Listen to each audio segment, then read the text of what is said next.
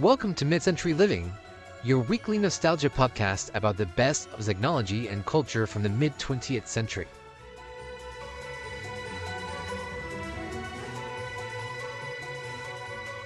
Welcome to episode 24 of Mid-Century Living, the show where we talk all about the best of the mid-20th century and how to add the vintage vibes to your modern life. We are hosts Gonzalo and Jackie. Thank you for joining us today. So today we're talking about St. Patrick's Day because St. Patrick's Day is this weekend. But first, Gonzalo, how was your week? My week was good. It was a busy week at school, but I had a lot of fun the night. So we usually record on Saturdays. So yesterday, Friday, there was a baseball game at school that I went to go watch. And first of all, good job, guys, because y'all did really great. Y'all won. But also, there was a really cool. I don't know. I thought it was funny. There was like a perfect definition of a pickle in the game, and then it led to 3 runs. So. Yep. I have never heard of this sporting term. Please explain to those of us who don't watch the sports balls. So in baseball, a pickle. How do I describe this? Okay, you have the batter hit the ball. It went to first base, second base, or third base, right? Yeah. This usually happens between third and home, but I guess it can happen anywhere. The pickle is when the runner is running to another base, and then the ball gets to the baseman on the opposing team, and they're ready to tag them out. So the runner stops and has to run back to their previous base, and as he's running back, the ball gets thrown to the other baseman, right? And so then the runner has to stop and turn around and run back to the base they were going to, and it kind of goes back and forth. So our guy, the ball was passed to the catcher on home base, and the runner was on third. So he's running and like he stops because the guy's gonna tag him out. So he stopped and like looked around him. It was like a little confused. It's like, okay, I run back to third.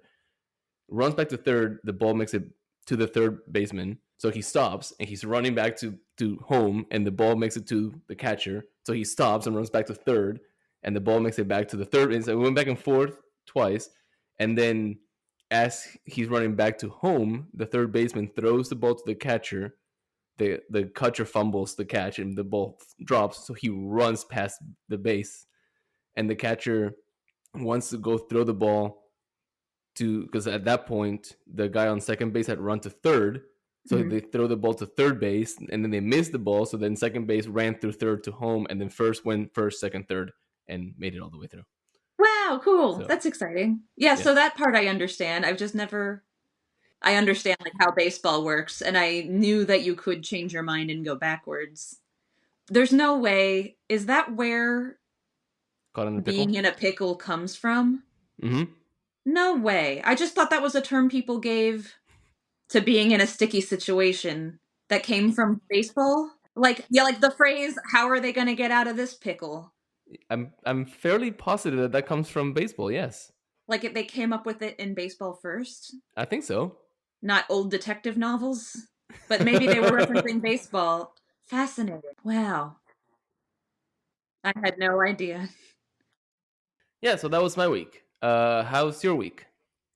My week is good. It is March now, which is really exciting for me and a pretty big chunk of the internet, actually. So I don't know if too many of our listeners are familiar with the concept of Disney bounding, but that is something invented by a blogger 100 years ago in internet years. Goodness, I can't remember. I wish I knew what year it was invented, but basically adults aren't allowed to wear costumes to Disney parks. So this one fashion blogger came up with this kind of like sneaky way around it by making real outfits with real clothes that are just sort of inspired by Disney characters. So you'll do like the same colors that they're wearing and then like some accessory that really kind of tips people off. So it doesn't look like... The trick about Disney bounding is it's not supposed to look like a costume. It's supposed to look like a normal outfit you would wear walking around in society.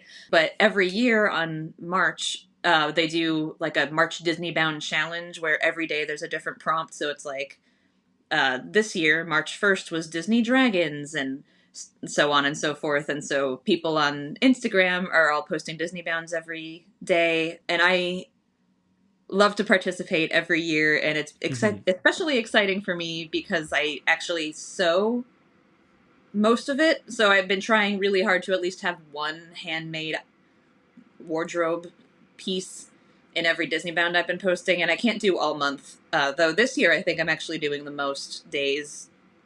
Like every year I do a few more days, but that's basically been my entire March, and So I do really well with the challenge. Yes. so are they like pre-established days, or do you choose what?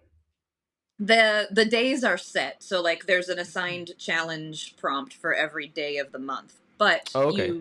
you don't have to do all 31. That would be really hard. I'm sure some people do, and that would be really cool. But basically, I just kind of jump in and out on the days where I have a good outfit picked out or a decent outfit picked out. Oh, cool. And if there are any Disney fans listening who thinks that sounds fun and have never heard of it, I highly recommend following the Disney Bound on Instagram because it is a hoot. So happy Disney Bound month to everyone celebrating. So that's what I've been doing lately, and that's all that my brain is at, except for, actually, it's probably at this point half Disney Bound, half St. Patrick's Day, which inspires today's episode, because this episode actually drops the Friday before St. Patrick's Day, so I thought it would be the perfect time. I like to work with a theme to do an entire episode all about St. Patrick's Day. Yeah, let's do this. Who was St. Patrick? I think that's probably where should we start, right? Because it's St. Patrick's Day. So I agree. So, the day of St. Patrick. Yeah, so it is, I think, maybe common knowledge that St. Patrick is the patron saint of Ireland and its national apostle, but do you know anything else about St. Patrick, the person? So my sister would tell you the whole story because we went to an Irish Catholic school before moving to the States. And I think both my sisters, because they're a little bit older than me, so they were higher up in the school than I was. And I think they had to learn the whole story for St. Patrick's Day. But it was an Irish Catholic school, and girls had to take step dancing. I think that's what it's called, the Irish dancing classes. It was required. Wow. And the building is it's called the Castle in Ireland Plaza. It's just called, it's in Spanish. But it's an actual castle looking thing. It used to be a convent, and it was very much like going to school at Hogwarts. That sounds fun. Yeah, but long story short, You were too young to learn any of that. yeah, so I don't remember who he is. So I'm excited to learn about him in this episode. So, a little bit of backstory on St. Patrick. Even though he's the patron saint of Ireland, he was actually born in what is now England, but was not at the time. It was either England, Scotland, or Wales. Interpretations vary wildly. To a Christian deacon and his wife, probably around the year 390. So he was actually kidnapped and brought to Ireland as a slave when he was 16 years old, and then managed to escape and flee to England, where he ended up receiving religious instruction and then went back to Ireland as a missionary. And he is credited with bringing Christianity to the people of Ireland, and that is why they celebrate him to this day. So in the centuries following his death, the mythology around his life became really ingrained in the Irish culture. Most of this backstory I got from history.com, and they say that one famous myth is that he used the 3 leaves of the native Irish clover to explain the Holy Trinity. Did you know that? The Shamrock? Yeah. I have heard this. My favorite myth that I always heard about St. Patrick is that he banished all the snakes from Ireland because I hate snakes, and it has actually been a life goal of mine to either move to Ireland or own several mongoose. Just so that I can be in a completely snake-free environment. One's attainable, one's not. Listeners, which one do you think? I think that this story is confusing or blending, I guess, really, the story of St. Patrick with the Pied Piper. Oh, actually, so the kind of bummer of it is that historians actually think that the reason why this myth exists is because it's actually a metaphor for St. Patrick getting rid of pagans Oh, okay. when he brought Christianity to Ireland. But the interesting thing about this fun fact is that there actually aren't any snakes in Ireland. That part is not made up. So it's still a viable place to live in. Yes, so apparently, in case anyone else hates snakes and wants to know this sort of thing, Ireland has been surrounded by water since the last glacial period, so that means that snakes couldn't slither over to it. And before that, it was covered in ice and too cold, so there actually are no snakes there. But it might not be because they were banished, it just is because they couldn't get to it. I think we should go with the banished. It's a little bit more dramatic. So, since around the 9th or 10th century, people in Ireland have been observing the Roman Catholic feast day of St. Patrick on March 17th, which is believed to be the date of his death in around the year 461. Cool. So, moving ahead in history, celebrating St. Patrick's Day. So, the first St. Patrick's Day parade actually took place in the US, not in Ireland. Records show that the first St. Patrick's Day parade was actually held in 1601 in what is now St. Augustine, Florida. 100 years later, and some change, some homesick Irish soldiers serving in the English military at the time marched in New York City on March 17th, 1772, to honor the Irish patron saint. And enthusiasm for St. Patrick's Day parades in other early American cities only grew from there. Another 100 years forward-ish, in 1848, several New York Irish aid societies decided to unite their parades to form one official New York City St. Patrick's Day parade. And today that parade is both the world's oldest civilian parade and the largest parade in the United States, with over 150,000 participants. Wow. Wait. Even bigger than like the same. It's not Saint. Than the Macy's Thanksgiving Day Parade. Yep. Because that's like the parade. I know, and they bring out like half of Broadway and all the famous people. I've never heard of the New York City St. Patrick's Day Parade, but we like, I don't know, gauge whether parades are good or not versus based on the the Thanksgiving Day Parade, and I think maybe we should change that. Yeah, maybe. So, apparently each year, nearly 3 million people line the 1.5-mile parade route to watch the procession, which takes more than 5 hours. That's half of Houston. Yeah, and it's just never televised, I guess. It's not as flashy. Huh. So today there are actually more than 100 St. Patrick's Day parades held across the United States. New York City and Boston are home to the largest celebrations.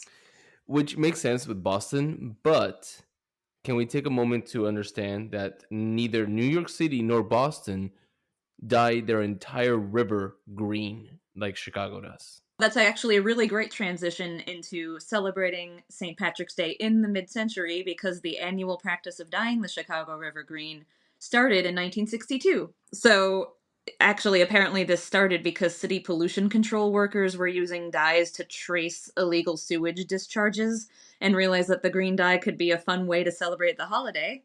So that first year, they released 100 pounds of green vegetable dye into the river, which kept it green for a week, which is exciting but kind of bananas. So today they scale it back, so they only use 40 pounds of dye, and the river only turns green for several hours.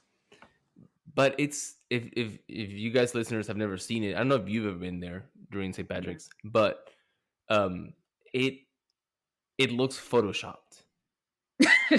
It's not like it's like, oh, it's water that's slightly tinted green. No, it's green, like almost Kelly green.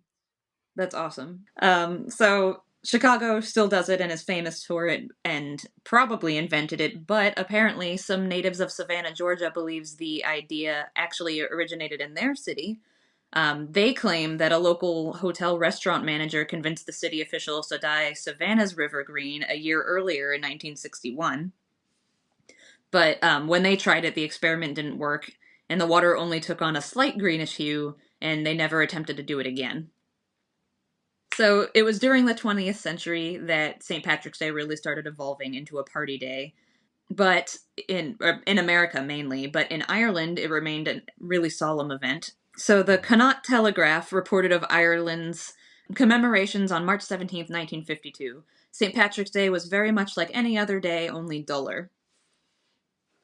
And in fact, for decades, Irish laws actually prohibited pubs from being open on holy days, which included St. Patrick's Day. So it was a pretty boring day in Ireland. The party atmosphere only spread to Ireland after the arrival of television, when the Irish could see all the fun being had across the ocean. They then changed their laws in the early 70s to begin opening pubs on St. Patrick's Day, and festivities only grew larger since then. And actually, in the mid 1990s, the government started sponsoring a multi day St. Patrick's Day festival in Dublin, which features a parade and a variety of performances and activities, in part to promote tourism and boost the economy. And they still carry on that tradition to this day, and it looks super fun. I went and checked out their website a little bit. It actually looks really great. I love that St. Patrick's didn't start in like the celebrations, I should say. Like St. Patrick's parades and stuff aren't Irish at all. Because No. you in the US, if you tell someone something about Ireland, they're the only thing they're gonna know is either if they paid attention in history class, potato famine, Mm-hmm. right? And if they didn't pay attention to history class, then they're gonna be like, "Oh, St. Patrick's Day, like wear green and like pinch someone's cheek if like they're not wearing green." Like that's people don't know anything else. So it's kind of ironic and funny that what we in the US consider to be Irish is not. Yeah, it actually is completely from here. Yeah, We just like to party, I guess. we do. And at parties, you know what's at parties? Food. Yes, food is at parties. So that transitions us into food chat because it's not an episode where I do the talking if we're not having food chat. Thank you for that transition. I looked ahead. So I have two party related cookbooks that both have St. Patrick's Day sections that I thought I could go over. So the first one is Betty Crocker's Party Book from 1960. And she has a little blurb at the top of the St. Patrick story, according to her in 19 or the team of people that is Betty Crocker. In 1960. Don't kill the illusion. So this is what it says in the St. Patrick's Day section. And did you know St. Patrick wasn't Irish? Pirates brought him to Ireland as a lad of 16. He later escaped, returned to England, and became a monk.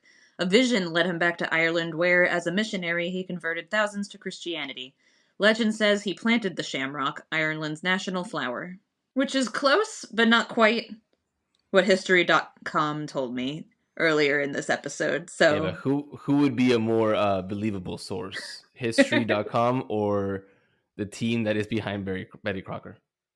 I mean, at least she put the history in there, even if it wasn't quite right. But again, all of that stuff took place in the years 390 to 461. So, I mean, who knows? BCE or CE? Did not say. Okay. It didn't come with letters. Okay. It's No gotta worries. be. It's gotta be after, right? I would imagine it is. Well, you said Christianity. It's Christianity, so it has to be post. Duh. I don't know. Sorry, it took me a second. I mean, it's not like it's not Old Testament old. But it's old. He can't be like, yay, Christianity if Christ hasn't If there isn't Christ yet, existed yet. But man. older than England, which is really old. Because England's pretty freaking old. Yeah, it's almost so Rome that is Roman. There's a history joke in there because it actually is Roman. Yes, that was actually. I read there's a lot of like fuzzy theorizing about like, well, what is he then? Because he wasn't Irish, but he wasn't English either because it wasn't England yet. So he was like Roman settling. Yeah. Well, the Roman Empire didn't crash down until 476. So yeah, so he was a Roman person. Dinner. Anyway, so honestly, there's only 2 pages in this book about St. Patrick's Day, and her dinner party menu is pretty standard. So her recommended Emerald Isle buffet menu is corned beef hash, buffet-style shredded cabbage apple salad, shamrock biscuits, lemon ice with mint sauce, and green iced angel food cake. I don't know how I feel about buffet style shredded cabbage, to me, I don't know how I feel about it. It just sounds like a slaw, so it's like just corned beef and a cabbage apple slaw. And then the shamrock biscuits are just biscuits shaped with a cut out with a club cutter. So they're shaped like shamrocks. I do like that. And then lemon ice with mint sauce. I don't know how I feel about mint sauce, but like it's just lemon sorbet and then angel food cake with green icing on it. So it's like, it's fine. But what I actually really love about what she added into the St. Patrick's Day section is a list of suggestions on how to make your food green for the holiday. So she recommends green pineapple rings for salads or broiled with meat, greens in abundance, especially parsley and watercress, guacamole dip, which, modern side note, in parentheses, she explains guacamole as avocado mashed with onion and lemon juice, and I just want to go somewhere else and die. At least she didn't cut it with like soup mix. I've seen like there's some bad guacamole recipes in the mid-century we could do an entire episode on. Anyway, So what else could we do to make our menu green? so she also recommends green ices and ice creams such as pistachio, lime, and mint, green frosting for cakes and cookies, green cream cheese frosting for a sandwich loaf, and for delicate tints you can add food coloring with a light hand. Shamrock shapes for cookies, biscuits, etc. are easy with a club cutter. Green shamrock candies to garnish individual fruit cocktails, butter, frosting, or cookies. Yeah, I like that. This is giving options for like a St. Patrick's Day party. That's not just go to the store and buy the sugar cookies that are frosted with green. Yes. That is an act of desperation, not a dessert. So that's all Betty Crocker had to contribute. Better Homes and Gardens Holiday Cookbook from 1959 also had some suggestions. Their decoration suggestion was a simple centerpiece of a green bowler hat on a plastic foam aisle, and you make the band out of pipe cleaners and saran wrap and ribbons, tie ribbons around party favors and decorate the base of it. But I like the idea of just like plopping down a green bowler hat and calling it a centerpiece. Okay, side note. I've always wanted a green bowler hat only because Cornelius Fudge always had a lime green bowler hat. Well, now you can use it for two. You can wear it on Harry Potter cosplay events, and you could also use it for St. Patrick's Day centerpieces. So now there's two uses for it, so you should probably get one. Yeah, now I have no excuse. No excuse. So for dinner, they recommend the usual corned beef and cabbage dinner, but they also have this recipe for horseradish sauce, which is just 2 to 3 tablespoons of horseradish blended with 8 ounces of cream cheese, which sounds delicious, actually. I usually just dip mine in mustard, but horseradish sauce sounds better. More refined. They offer 3 different dessert suggestions that all sound awesome. I kind of listed them in order of awesomeness, but I suppose this is really subjective. So they recommend Blarney Stones to eat, which is really just cupcakes from your favorite mix, frosted with fluffy frosting and covered with green tinted coconut, which is easy and adorable. They also recommend apple pie topped with slices of cheddar cheese cut into clover shapes, escalating slightly. And then the fanciest dessert they recommend is Emerald Isle dessert cups, which is actually homemade mint ice cream sitting inside edible chocolate mint cups. I could do with that. I included all the instructions in the outline, but I'm not sure that would make for good radio. But I love that idea. It sounds like a lot of work, but probably totally worth it.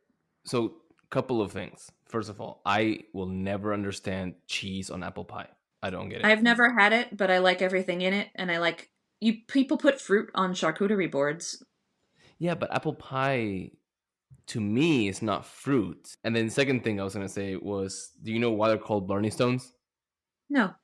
So they're cupcakes, and the Blarney Stone is it's meant to be it's a stone that's located in a castle, Blarney Castle in Ireland in County Cork, and its legend is that you're lucky if you kiss it. Oh.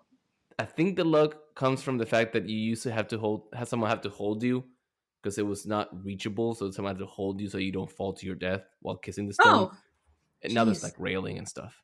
Interesting. That's adorable. Yeah, I've heard of the concept of them, but I never went and researched the legend. Also, Trader Joe's names their Irish soda bread they have every year is called a Blarney scone, which is just them being cute.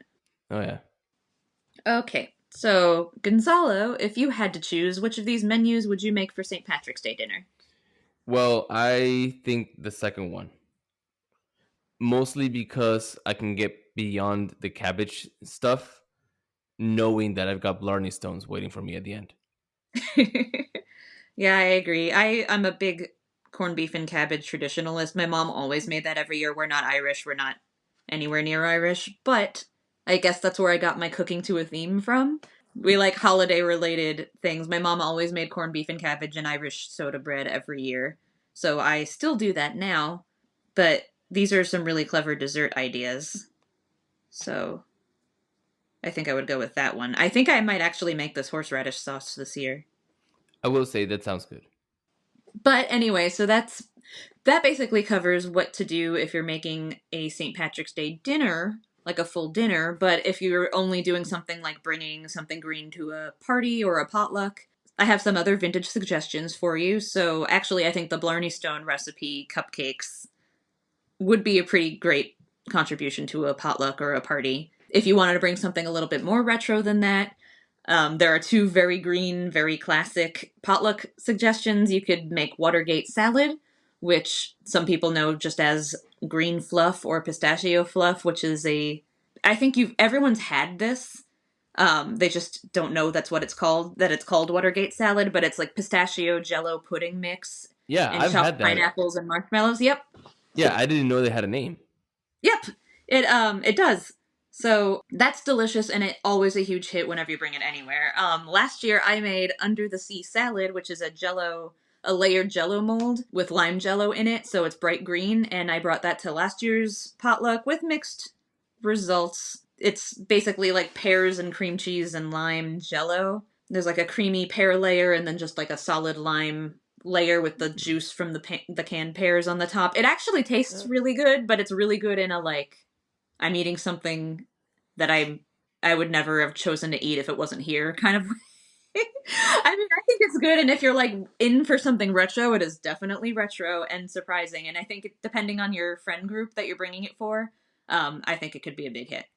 So untested, something else I found that I thought would make for a very good party bring along if you're doing just like a party and you just need to bring something green is this kind of boozy punch recipe from General Mills in 1975.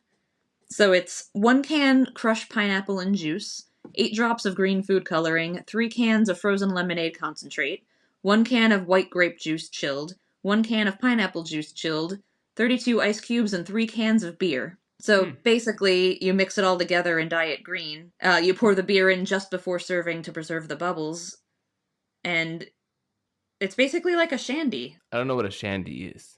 That's when you add lemonade to beer. Oh, okay. I will say I love this recipe. It sounds really good. I want to already break the recipe though and add more than just 32 ice cubes because the recipe said 32, and I feel like that's specific. I'm guessing somebody must have measured in the General Mills kitchen like how many ice cubes you can fit in a punch bowl. And apparently, it's 32. That is a very specific number, you're right.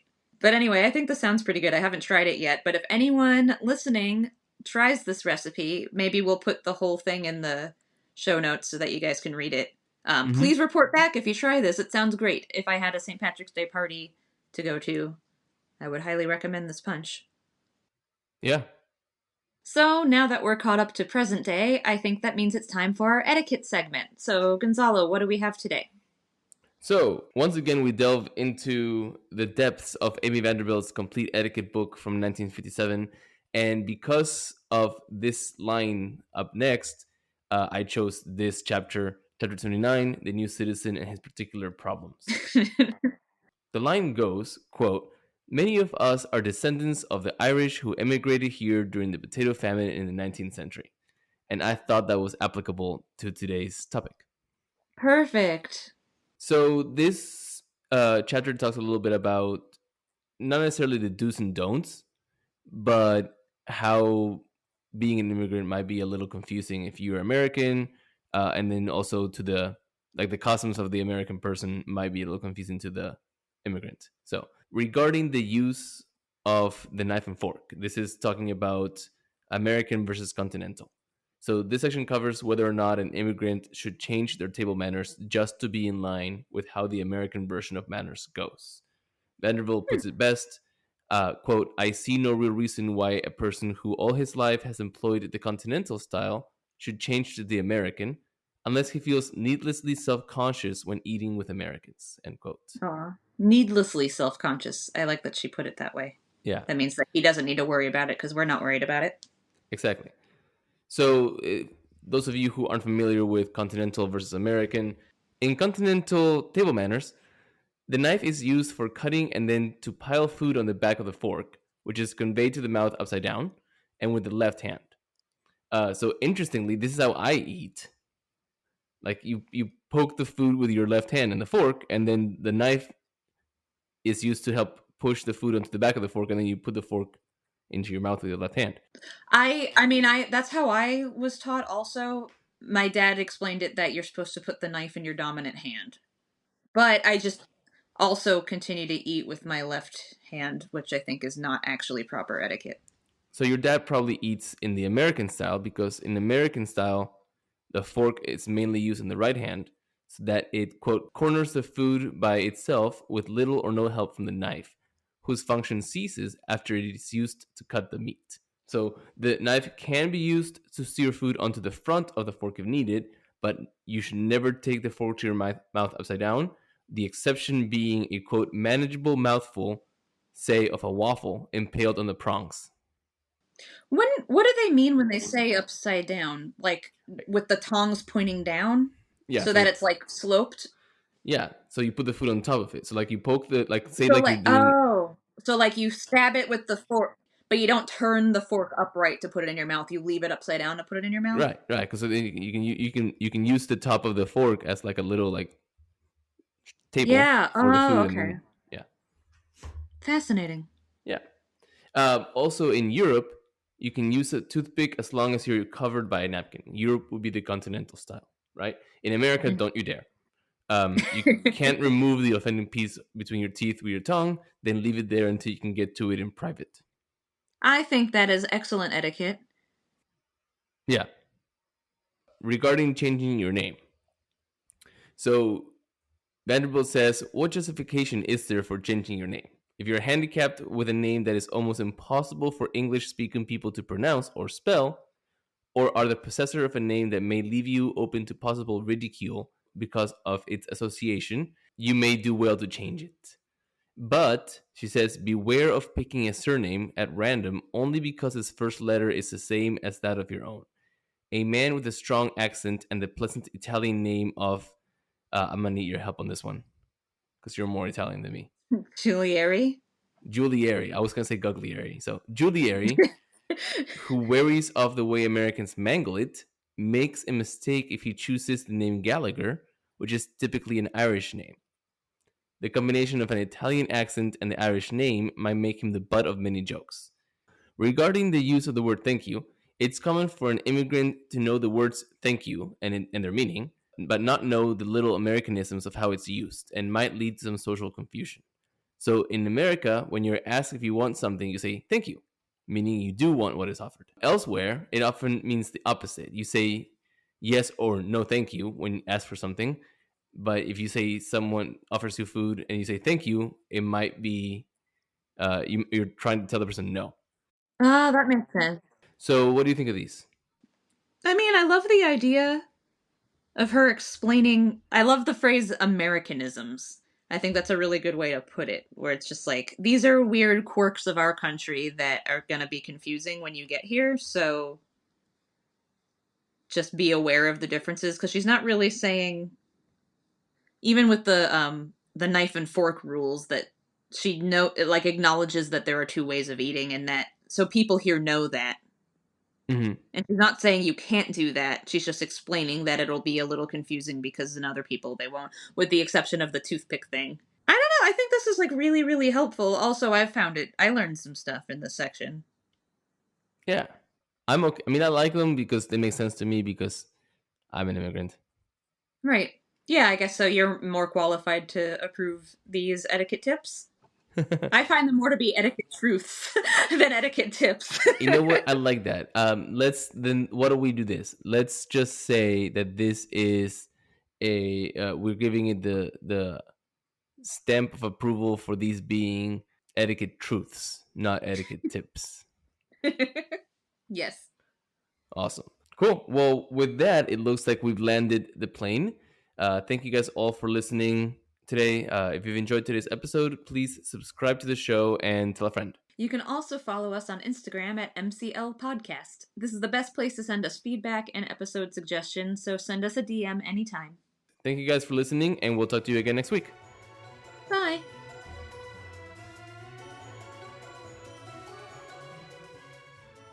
Thank you for listening to Mid-Century Living.